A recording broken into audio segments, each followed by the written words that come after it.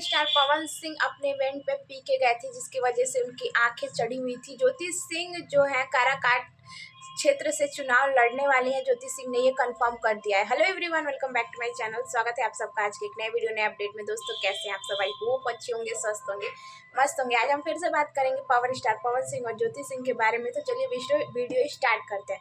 दोस्तों, power star Pawan Singh का जो इवेंट है, काला ओढ़नी का जो इवेंट था, उसमें बहुत सारे भोजपुरी कलाकार गए हुए थे। और आप सबको पता होगा कि निर्भय प्रताप सिंह ने बहुत ज़्यादा उनको चैलेंज किया था, जिसकी वजह से पावर स्टार पवन सिंह बहुत गुस्से में थे और वहाँ पे थोड़ा सा गाली वगैरह भी दे दिए थे, जिसके को लेकर लोगों के अंदर बहुत सारी चीज़ें निकल के आ रही हैं। बहुत सारे लोग तो ये भी बोल रहे हैं कि पावर स्टार पवन सिंह अपने इवेंट में, काला ओढ़नी का जो इवेंट हुआ है, उसमें पी कर गए थे। तो आपको क्या लगता है? मुझे तो नहीं लगता है, क्योंकि पावर स्टार पवन सिंह एक पहला इवेंट तो किए नहीं है, वो बहुत सारे इवेंट में जाते हैं और उनका जो भी इवेंट होता है उसमें वो हमेशा जाते हैं और अपना बेस्ट ही देते हैं।